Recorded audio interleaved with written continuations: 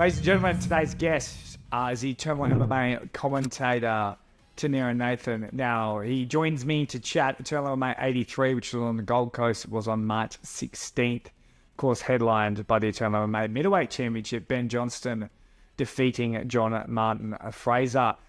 It's great. It's a great card. I do implore you to go hit it up. UFC Fight Pass, Eternal MMA 83, if you follow along and want to know. Guys that are on the card, it's not necessarily chronological or anything, but do check it out. See some of the fights we're talking about. Let me know your thoughts, Australian MMA _. But Tanera Nathan's been with the Eternal MMA promotion for a very long time. In fact, when I was commentating / ring announcing for Eternal in Perth a couple of years ago, he was the Gold Coast man. So we've known each other for a very long time. And we always love to come on and chat mixed martial arts, especially Eternal MMA. So without further ado, ladies and gentlemen, Tanera Nathan. Ladies and gentlemen, joining me on the show, the voice and essentially the face of Eternal MMA, Tanera Nathan. Mason, welcome. Thank you, sir. Good to be with you. Who is more the face, you or Blake Richardson? Blake Richardson. Yeah, yes. No, I agree. Yes. I actually do agree. Yes. He's much more handsome. I totally agree. I'm looking at my portrait on screen right now, and face for radio, as they say. Yeah. No, I even remember back when I was working for Eternal, and you could tell Cam was like, "Oh, you're just not. You're a 7. You know, I need a 10." And then that's why they got handsome Blake. I think I have to agree with you, or Cam, on that matter. If he did say that.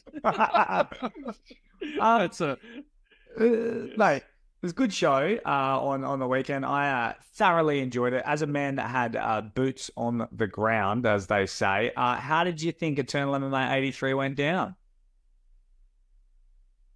Probably top 5, possibly 3 cards I think I've ever witnessed, been a part of, commentated. I think that when you look at the top 2 fights, Ben Johnston, John Fraser, and the stakes that were at hand in that fight, I think that generated a lot of interest, not just in the middleweight division, but I think throughout all of mixed martial arts, because it was common knowledge that there would be huge ramifications for either of those guys, depending on who won. I'm sure we'll get into that very soon. And the co-main event, Anthony Drilich, he's been on a tear, and I think in regards to a guy who was relatively experienced, more experienced than him, 8 wins from 12 fights, sorry. There were a lot of questions that were going to be asked of Anthony, and I think he passed the test in flying colours. So when you look at the top of the bill, a lot to look forward to, but right from the get-go with that middleweight bout between Blair, Bretag and Darcy Noonan, overall, the main card I thought was incredible. The prelims delivered as well. But you kind of had to be there to feel the atmosphere, especially leading up to the main event. Overall, I thought it was one of the best cards I've been a part of. Yeah, that's why I always like asking, obviously, the people that are there, because it's very hard for me to say compared to like a Hex show where I'm physically there, and then an Eternal show where I'm barely allowed to watch the stream. So it's hard. It's hard for me to sometimes get that overall vibe, but I really liked it. Of course, the Southport Sharks. If you haven't been there, describe what that venue is like. It's a very intimate venue. The arena itself is incredibly loud, and obviously they utilize that hall for several different purposes. I think for me personally, I've set my university exams there. I've played poker there, and now I'm spending the majority of my time at the Southport Sharks Event Centre commentating for Eternal. So it's a multi-purpose hall. But the thing is that you're quite close to the cage. I've been to the stadium in Perth, and it's massive. Like, obviously the shows in Perth, they go off and the crowd is loud. But I think, I'm not sure what the official attendance was at the Southport Sharks, but I think it was up around the 1,200 mark, if not more. It sounded like there were 5,000 people there, especially when Benny Johnston walked out. So it for the longest time has been the home of Eternal, and I'd say other combat sports in Queensland. I bill it as the home of combat sports in Australia, much to the displeasure of the fan base in Perth. But I think when you're at the arena, the sound the atmosphere when the fighters walk out, it feels like you're very close. You're part of the action essentially. And I think sitting cage side, we do have the best seats, so I never take it for granted. But the arena itself, we blew the roof of that place on Saturday. It was amazing. I also think the people at the Melbourne Pavilion are going to try and fight you very soon. I welcome all competition. Now, what was the massive standout moment for you? The performance of the night, if you will. There were a couple. It's very hard to look past Benny's finish in the main event and Anthony's knockout in round 2 of the co-main. But if you were to ask me what a standout would be, I would have to say, and this may be a controversial topic, no doubt it will be, but I think when you look at the way Taser fought back in round 3 against Ethan Mitchell, he had a very, very tough round 2 against Ethan Mitchell, and there's no doubt that I think Ethan won that round with that big knee, certainly closing one, if not both, of Taser's eyes in that fight. But if I was to give credit to anyone other than Ben and Anthony, it certainly would have to be Taser. I mean, the guy got the nod with a split decision victory, but I think more so to that, even if the decision didn't go his way, he certainly put his heart on the line, and he looked like he was willing to die in there, which not many people would question that he would actually do so. So I think as far as my personal moment of the night, and I know Taser personally, I've known Taser for almost 6 years now. And it was a tough fight to watch because that kid, Ethan Mitchell, he is incredible. Even though, on the scorecards, it may not have gone his way. You need to watch that kid because he's insane. I think for me personally, I enjoyed watching Taser overcome adversity. I think he got lucky with the decision, but a win's a win. And when you look at his journey, he's 3-0 as a pro. No doubt Miles and the team at CMBT, they'll go back and say, this is where we need to improve. And you're going to see him reach new heights after this fight. I think that was a true show of character from Taser and the team at CMBT. So do you think Taser won that fight? Look, on the scorecards, he won the fight. I think personally, if it was my decision, I always tend to sit on the fence. And I'm not a judge, Mitchell. I can only see what I see in the live moment, and I've actually gone back and watched that fight again. I don't have a problem with the decision. I remember looking at Elliot Compton as he exited the stage, and he goes, "What did you reckon?" And I kind of just went like this, as if to say, I can understand both sides of the argument. If you look at the judging criteria, damage being the first, Ethan certainly inflicted most of the damage. But then you go through the other criteria, such as pressure, cage control. When you look at Taser's offense when it comes to the grappling, I think they brought up the fight stats afterwards, and he had most of the ground control. I think Matt Williams alluded to this when we looked at the fight stats of that fight afterwards. The significant strikes, there wasn't necessarily much in it. At face value, schoolyard rules, I wish we could judge a fight, based off how your face looks. That's not how the sport is conducted. So you've got a lot of people in those seats judging the fight that are far more qualified than I am off face value. I wouldn't have had a problem either way the decision went. All I can say is that I'm very happy that Taser won from a personal standpoint. And, again, you can't take anything away from Ethan Mitchell. I wouldn't want to fight him next. Yeah, it's also that classic, Taser won the match, Ethan won the fight type thing. Yes. Like in the sense of you wouldn't want to be Taser the next day where Ethan, but if you look at when we judge fights, I've noticed that we judge it not what we think half the time. We go, what will the judges think? And a lot of the time you go, and I think Taser still looked great and still looked good. And I think it like you said, it elevates both boys. I believe he was the 2023 Eternal MMA breakthrough fighter of the year, Taser Malone.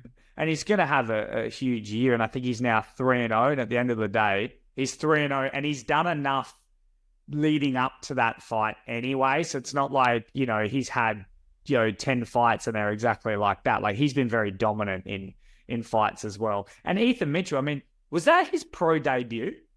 Yeah. Yeah. And I just wanted to mention that to fight a guy like Taser on your pro debut, and look, the thing is with Ethan Mitchell, he's had a great amateur career as well. And when you train at Team Compton, you're with Don Marfan, Tom Nolan. Elliot, you're with those guys pretty much every single day.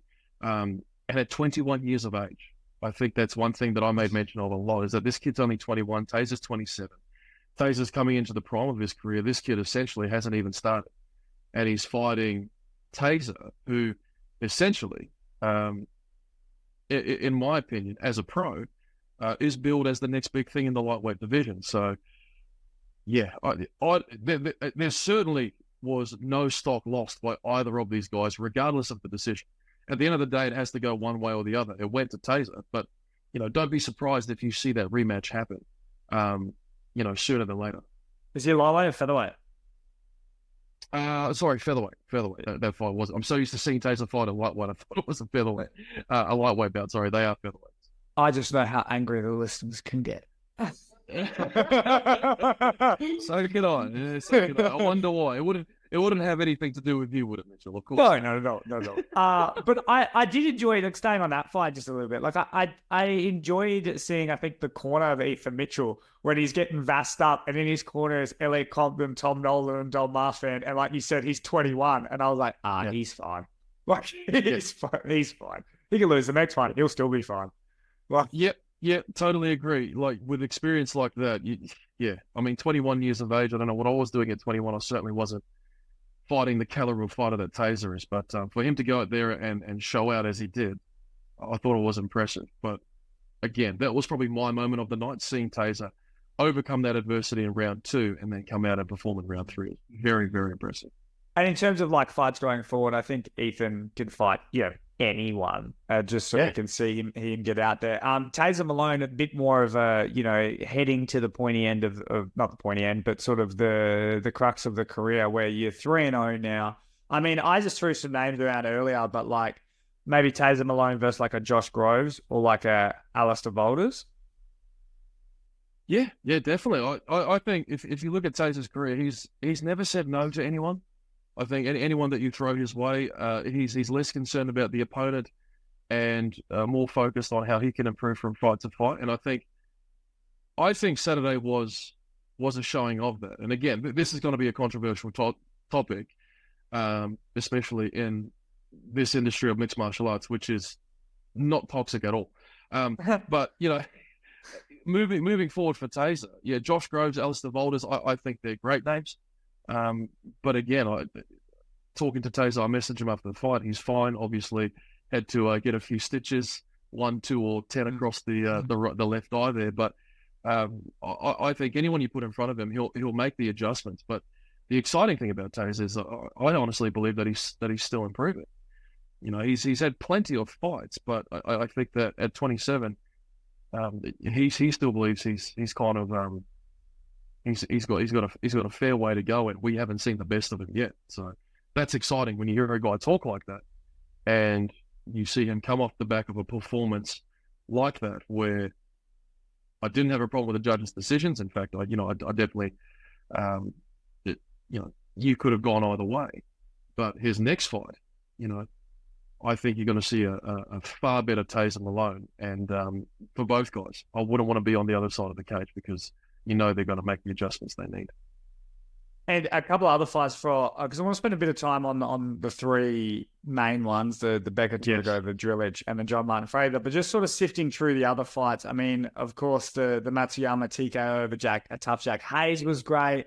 The Blair Bretag, I know that he was maybe thrown in the mix after that fight to potentially take on Alfred Stoddard. I don't know if that fight's going to happen. I think there might be another opponent, but I feel like Blair Bretag's caught a bit of sort of hype lately, and I think he deserves it, especially because, am I correct? Did his opponent weigh in 2 kilograms over the weight limit? I think he may have. If that's what Matt Williams said, then that's what then that's what may have happened. And I think when you look at that fight, there was a bit of venom in those last flurry of punches. I think Blair even mentioned it in his post-fight interview with Blake. You just can't be doing that. And this is not from my standpoint. This is, from the standpoint of guys like Matt Williams and guys that have fought before. It's especially for the standard that Eternal is setting throughout the country. Missing weight, and I mean, the fight isn't over this. You don't need to hear this from me. it's the worst thing you can do. It's the first fight you have to win before getting in the cage. I think that, I've managed guys. I managed Sam Dobb, who's fought on Eternal a couple of times, and 3 out of 4 times guys have missed weight against him, and you just see how frustrated these guys are when you hold up your end of the agreement and the other guy doesn't. So I can guarantee you that that there would have been a bit of extra venom in those punches before Blair finished him off. So, but he looked great. And again, another Team Compton guy. They're doing something right out of the training center in South Brisbane. And how much over the weight limit do you come in to commentate? There is no weight limit. There is no weight limit. I'm happy to say that. I think as a part of my contract, it's a fluctuating weight limit, and this is why I keep the beard to disguise the triple chin. Look at the beard, look at the gold chain. But I miss weight every show. I can guarantee you that. The new triple C. Triple chin. The new triple C. Yeah, absolutely. I'm going to take that. Now, mate, we'll tap on. I know it's a co-main event, but I'll tap on because I want to spend a bit of time on Togo and Becker. But like the Drilich fight. Now, about the and I've forced this, but the 3-man weave that is Stewie Nicol, Anthony Drilich, and Sean Gauci, and unfortunately, all 3 of them are fighting internationals. Now, I'm Australian MMA. I've always been Australian MMA. Welcome, you want a JJ Ambrose, you want a guy that comes on over and hangs out in Australian MMA and builds a career here. Great, I'm all for it. I'm not a big fan of internationals just sort of coming in and then kind of, because there's no measuring stick to me. Like, I have to rely on, he fought, in Pancrase, or he did this, or he did that. Like, it's so hard to know how good the victory was for Drilich or previously for Stewie Nicol. But you were there. You saw the opponent, Enomoto, of course, taking on Drilich. Drilich finishes him. What were your thoughts on that fight, and where do you think that caliber of opponent stands up for Drilich? I see your point, and Steve, you're a smart ass. Without going, because obviously this is a topic that you probably know more than me, but if I'm to judge it at face value, which is what I saw on the night and the information which I was given and researched on Satoru Enomoto going into the fight, I think the measuring stick you have to use is when you look at a promotion like Pancrase, and I think Cam even said this in his interview with Georgia. You look at Pancrase and the caliber of promotion that they are throughout the world. I mean, they've been around for decades, have they not? Yeah. Yeah. So when you judge it off, and people can say whatever they want about certain guys like you mentioned fighting on different cards against international opponents. That's not really my wheelhouse. But from the information that I gathered, Pancrase is a top promotion in Japan. Am I correct? I think so, yeah. Yep, Southeast Asia, somewhere in Japan. This guy has 8 wins from 12 fights, and he was on a bit of a win streak.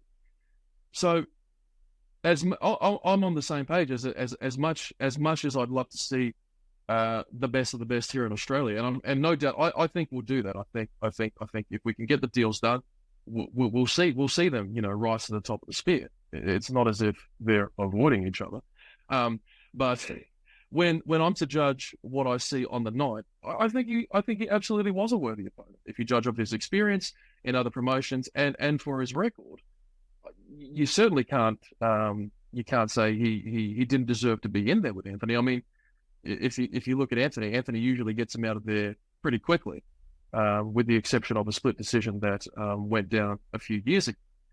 But to answer your question, was he a worthy opponent? Yes, I think so, based on his experience and where he's fought before. I think it was just a showing and a credit to Anthony at how well he fought. And I think for those in the know, we all kind of knew that big left hand was going to land at some point of the fight. He was very patient in round number 1.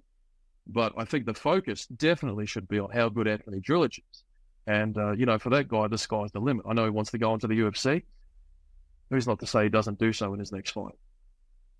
It just has always felt like, because it's anyone that steps in to fight Anthony Drilich is worthy of fighting Anthony Drilich.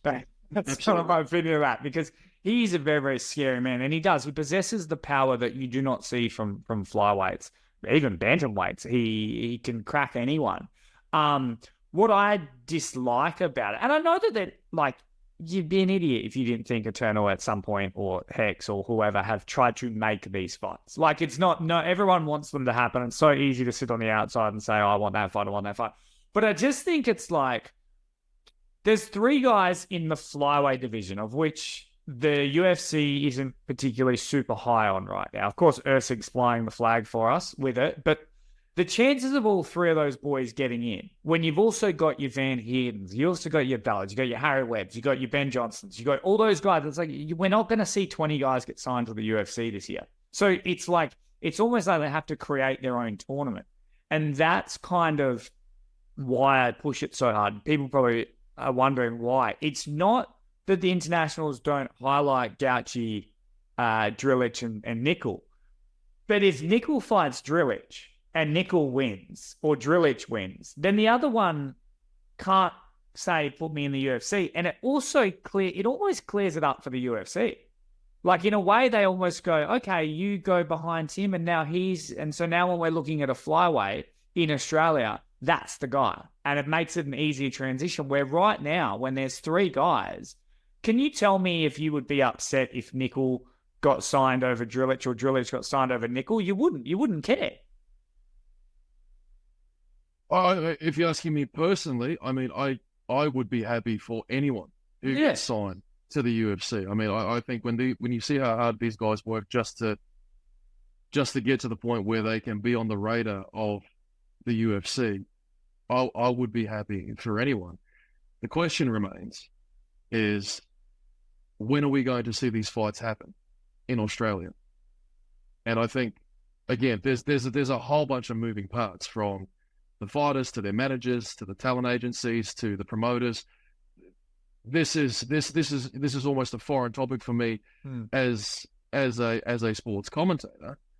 But from a fan perspective, I would love to see these guys fight on home soil and represent us on the biggest stage overseas and on home soil when the UFC comes here.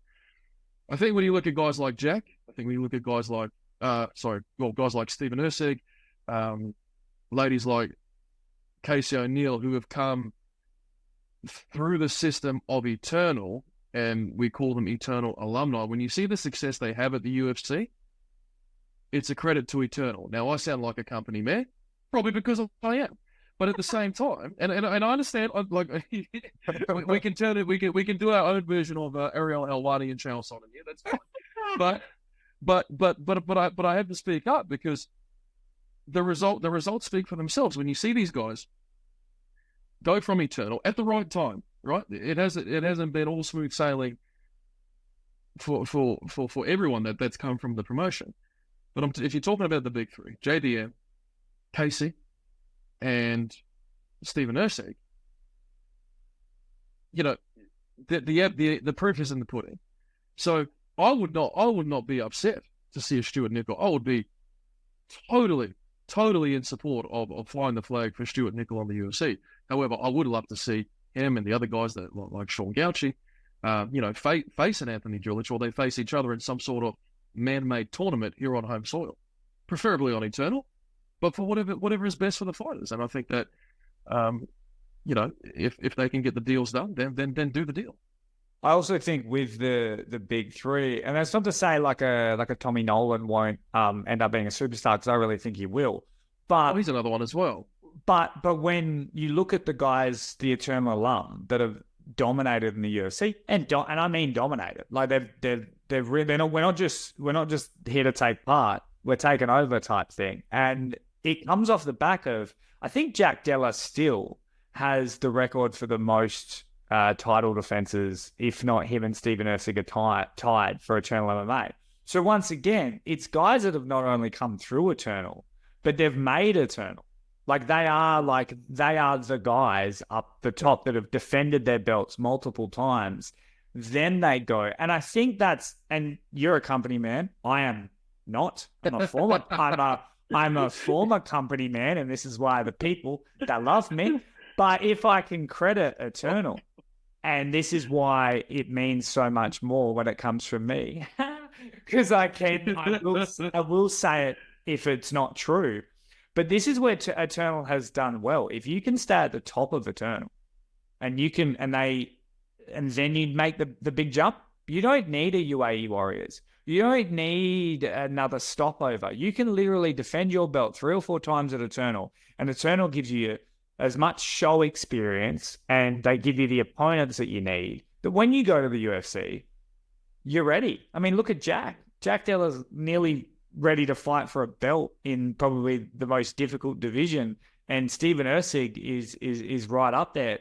But it comes off the back of multiple title defenses of caliber of opponents that Eternal gives. Yeah. And, if I'm going to critique Eternal at times, I got to give them flowers when it's due. And they are the best at getting guys ready for the UFC. Totally agree. And I think if you look at that statistic you just brought up then, Jack Della being the guy who's defended his title the most on the promotion, it shows when you get to that next level. And I totally agree with you when you say that Tom Nolan still has a big future ahead of him. He's been an Eternal loyal since forever. I think I probably commentated most of Tommy's, if not all of his pro fights. So again, the credentials for the promotion are there, and this is not me just coming out here and trying to pump the gas up on Eternal. I think you see it when you watch it as a production, when you see the caliber of fighters that come through, go on to the next level and succeed. There can be really no questions asked as to who the premier promotion in Australia is. Now, that can be debated. Opinions can be exchanged. But when you look at the statistics and you look at the guys that are there succeeding now, they've had a consistent career on the promotion. Yes, there's guys that are there that have fought on other promotions. But when you look at the consistency of the guys that are there now, I tend to lean towards that Eternal has done a good job of preparing guys to take that next step. I'm not saying that others don't. I'm saying that we do. Is your contract coming up soon? I hope not. Nah, but what I like about it, and it's the whole point of like when you go to a restaurant and you go, can I have Coke? And they go, is Pepsi okay? Yeah, right.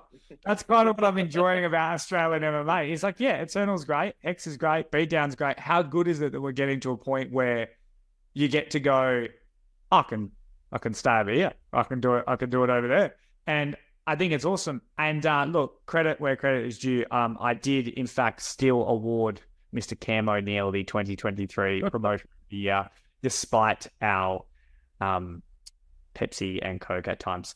Now, I'm sure that means the world to the CEO of Eternal. Sure. Oh, he loves it. Sure. If he hasn't opened the box, it's probably still sitting on his desk. But there is a box. I'm sure he loves it. Coming. I've got his t-shirt as well, so he'll be able to wear it. No, mate. Togo versus Becker. You talk about ramifications in mixed martial arts premier organization. Josh Togo versus Jack Becker, 2 former champions. I thought it was all Jack Becker round 1, or at least early on. I thought, oh no, this might be a quick night for Togo because the way that Becker got his back. And how did you assess early on in the fight and then eventually the winner? It was a great fight, different to what you saw in the co-main and the main. Obviously, it was a 3-round decision. The majority of the first round and the third, they got caught up in those grappling exchanges on the fence. I thought it was a good showing from both guys. I think Togo probably just edged him in rounds 2 and 3. I tend to agree with you that round 1, when you look at positional control and pressure, you have to award that to Jack. I think when you look at significant strikes in round 3, Togo certainly landed most of them. Round 2 was probably the swing round. I think from memory, that's probably one of the fights I didn't go back and watch him for. But look, didn't have a problem with the decision, and I don't think there was much controversy there. But a good outing from both guys, and I think it's good to see Josh Togo back on the scene, because you remember both these guys former Eternal lightweight champions, but Togo, after he lost to Dan Hill, we haven't seen him since, and I've followed his career throughout since I think 2021. He's had his ups and downs, and he's fought overseas. I think when you look at him at 33 years of age, he's still got it, man. He's still got it, and when he won the belt, there was, just like Jack, when they both won the belt, the next step was one title defense, two title defenses, and you're off to the UFC. I think these guys are setting a good example for the younger guys in the sense that, look, this journey, and again, this is from a spectator's standpoint, not from a fighter's standpoint, this journey isn't going to follow the same linear path like Alex Volkanovski or a Steven Erceg or even a JDM. You may have to overcome a few hurdles. There's going to be dips, there's going to be valleys, but there's also going to be times where you're at the top of the mountain. Maybe you don't go to that next step, but you can still fight. And I think they're a prime example of two guys who are cut from the old school cloth that I think still are chasing the dream of the UFC, but are willing to go out there and put it on the line against each other. And I think when you look at the respect that was shown between these two guys after the fight, even during the fight, the future is still bright for them. So I enjoyed it overall. Didn't have a problem with the decision. I liked Josh Togo a lot. Yeah, I noticed with Jack Becker, I don't know if it's a new way of thought or if I've just sort of listened a little bit more, but he often talks about, after a fight, win or loss, it's not about the fighting. It's about, testing yourself. And the man, I think, is showing that the UFC, they would still know his name. Don't get me wrong. But like Jack isn't losing sleep. He's not kind of, I believe he could have had, I could be speaking out of turn here, but I believe he could have had a title shot with Quillan Sourkild in February and he couldn't make the date, hence why Don Marfan was the one that slid in, because he chose to be at his best mate's wedding. And Jack is finding this great way of balancing his life with still being an elite fighter. Because like you've mentioned earlier, like he could win 2 or 3 in a row.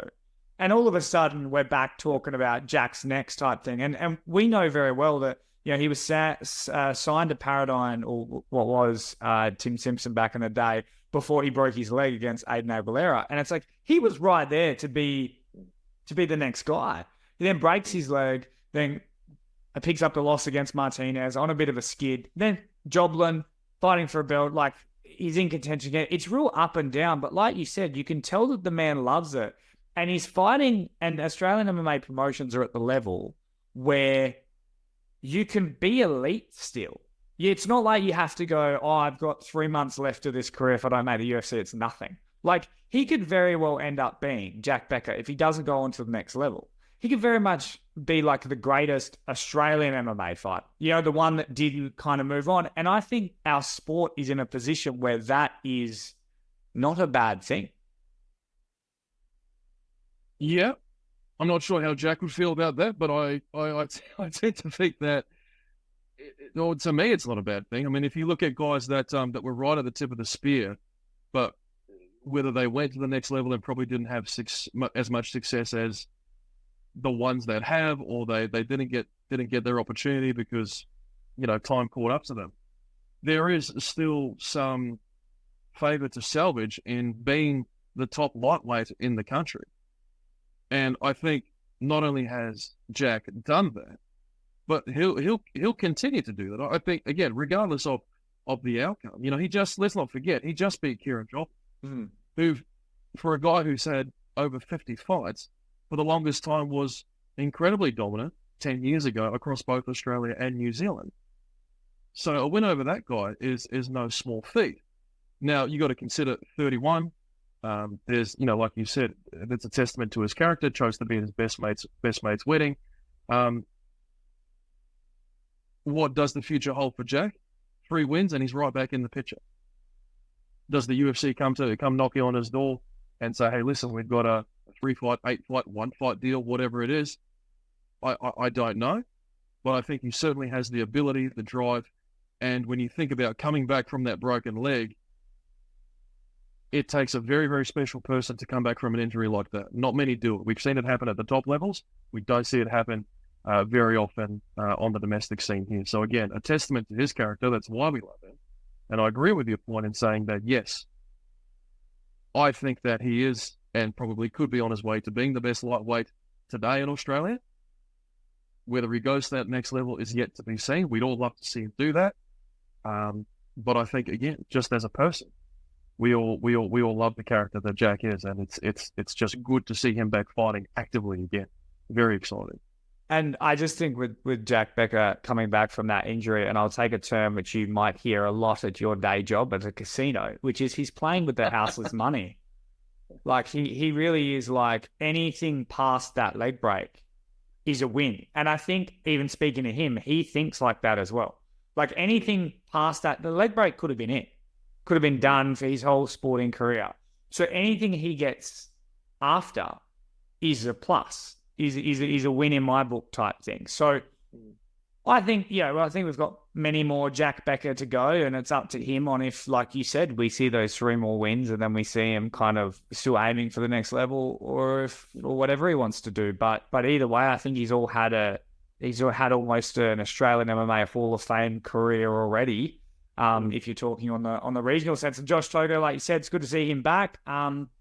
Get him on a run, and I just think that was a fight that we all wanted to see, and props to Eternal for making it happen, because like you said, that very much was a title fight a couple of years ago. So very, very impressive. Now, mate, the main event, which I was hyped for, and then listening to your commentary was even more hyped for. John Martin Fraser taking on Ben Johnston. John Martin Fraser defending his Eternal MMA middleweight title. Ends up going down to Ben Johnston, who, although we go on and on about being like a 2-time world Muay Thai champion, he's just choking everyone. Yeah, no, Benny's the man. I think there was no way we could have expected that to go down the way it did, and I think that's why both myself and Matt Williams and the rest of, I guess, the rest of the Southboard Sharks was just, I mean, even after 2 rear naked chokes, I think he's managed to pull off in his career, we're still surprised when he latches on that choke. And you talk about no hooks being in.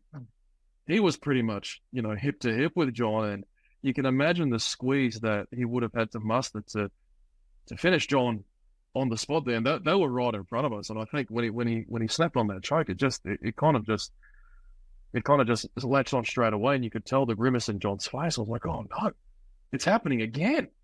And look, I'm a big fan of both these guys. Love John, love Ben. But I think when you look at, again, we talk about Jack Becker being the people's champ in Perth, Benny's the people's champ here in Queensland.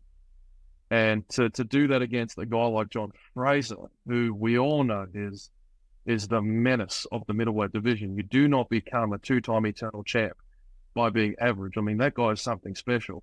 It makes what Benny did all the more special as well. So, yeah, you should have heard the place when Peter Hickmon called that fight off. It just went insane. Yeah, it was a special moment to be a part of, and what a privilege. He is indeed a working class man. And, well, he is, and John won the first round. I'm gonna make note of that. John won the first round hands down, and there were questions around. I think it was a kick that may have been checked. In the first round, I could have noticed it, but some other people, I think Justin Van Heerden messaged me between rounds, said something's wrong with Benny's foot. I didn't even notice it, but if that's the case, again, that makes the victory for Ben all the more special. Obviously, coming back off a tough first round and a tough opening of the second round, John landed some big shots in those exchanges in the second round, and then one whizzer kick, one grappling exchange, and bang, the fight's over. I think that it went from 0 to 100 straight away. So it just goes to show how special Benny is. Yeah, Justin Van Heerden, just in general, is always good to have messaging you on Instagram during podcasts, because he's always like an analyst. Yes. They go to Din Thomas and they're like, hey, what's happened during the fight? Or that's what Van Heerden's like. Of course, the Eternal MMA featherweight champion for now. Yes. Now, when we with the Ben Johnston fight, and with his performance, he is one of those guys where it's like, I understand why they all call for the UFC. I do. Some of them, I think, like I said, I want to see them fight other guys, just selfishly as a fan. Ben Johnston, I think, is in that unique position where he's done enough everywhere else. He obviously trains with the caliber of guys that he does out of city kickboxing. And even judging by his vibe, I don't think he necessarily. I feel like it is UFC or bust for him. I mean, I had an interview with him before, which he said if he lost this fight, he might have not continued. So in saying that, I mean, what do you think is next for Mr. Johnston? Well, I think I said it in the booth, from the TFC to the UFC. Sounds good to me. Uh, I I looked at what was it? Did Callan say that he would like to see him fight Matt Myers? Yeah. Don't have a problem with it. I think Matt's certainly entitled to a shot as soon as he comes back. I think there's no questions that can be asked of Matt there, considering He's he's 20. He is at least 6 months away. Like, that's the only problem. Yeah. So, and then who? I think we know. Well, I'm not sure that middleweight belt. It's always been pretty liquid in the sense that since John won it, it's either exchanged hands several times. I think we've had 3 champions in the last 3 years, and I think John's won it back out of one of those times. So when you think about it, middleweights they're a rare and valuable commodity when it comes to Australian MMA. But for Ben specifically, I don't think anyone can argue that if he was to get a call up to the Contender Series, or to fight on a UFC card, whether it's here in Australia or on short notice overseas, there would be no contending from anyone who knows Ben and who knows what not only he's achieved, but what he's capable of doing on a world stage. He's done it before in Muay Thai, and regardless of how old he is, I think you saw it over John. And I think the other point would have been, if John had won, what would we all be saying? We'd all be screaming for him to go to the UFC.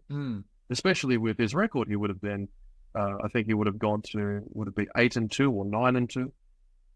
There'd be no questions if the UFC was to approach John and his team and say, we're ready for you to come now.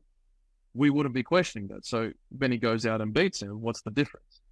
I don't think we can question his experience in MMA or Muay Thai, because he's beaten the guy who has ruled this middleweight division, with the exception of that loss to Matt Myers, for the longest period of time. Yeah, no, I do think that as well, and it does make it tricky. I mean, it's already a thin division, with all due respect, in terms of narrative. Like, Benny, who's he take on? Nick Kepu, Darcy Vendy, they're in his gym. Like, it's like he fights them every week. Like, there's no one left. Matt Myers, 6 months away. John Martin Fraser, you're not going to do that again. I mean, you might just, if the UFC was like, hey, we need one more fight, boys, both of you, just throw down just cause. But that's probably not going to happen. So I really do feel like if we don't see Ben Johnston in the UFC, I'll be honest here, I don't know if we see him at all.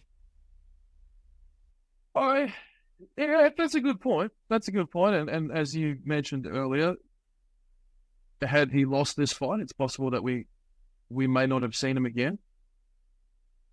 I tend to think that with the team around him and with what he's achieved in such a short space of time, I tend to think, and you look at it, I mean, he's got such a big fan base here in Queensland. No doubt the country is aware of him now, if they weren't already beforehand.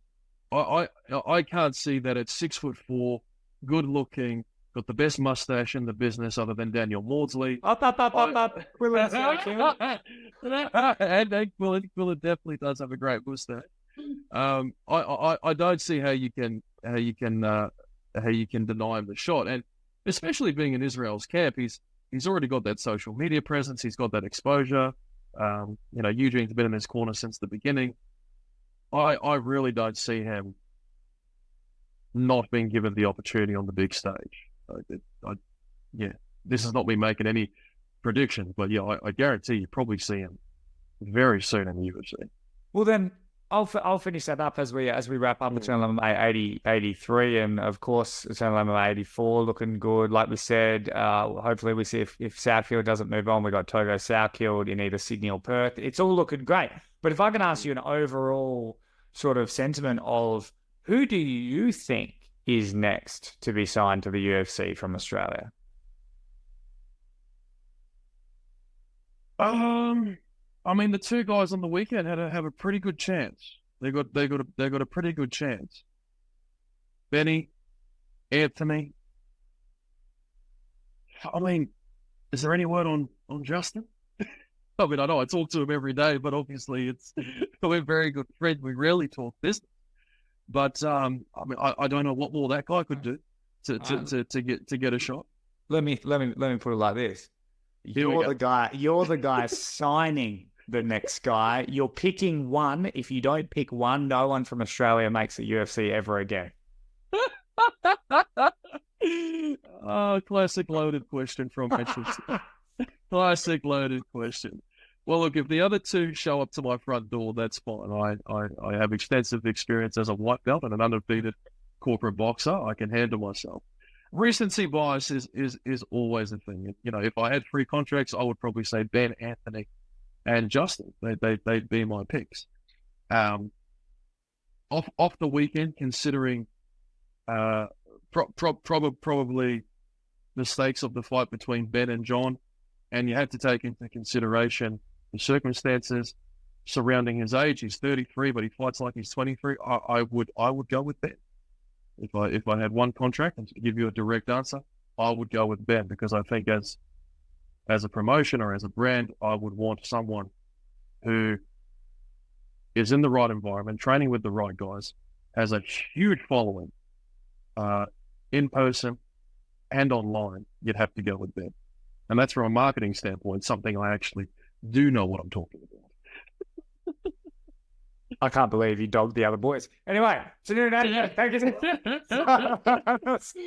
Mo, thank you so much for your time. I appreciate it. Of course, I could talk to you for hours. I love getting the real you sprinkled in with a little bit of company, man, which is always great. No, it's you are one of the straightest shooters that work for promotion, so I do like that as well. Nothing that you've said today are lies at all. Thank you so much for your time, mate. Looking forward to the next, what do we got? Sydney in May? Yes, Sydney, May 24th at Liberty Hall, down in New South Wales. I think they announced 3 fights on the weekend. Plenty more to come from that one. And then it's Perth in June, back here on the Gold Coast in July. So, three shows within 4 weeks across 3 different states. So it's pretty massive. Jeez. Yeah, so big couple of months coming up, so I'm looking forward to it. All right, brother, you take it easy, and I'll see you next time if this interview hasn't gotten you fired. Thank you, sir. Have a good one.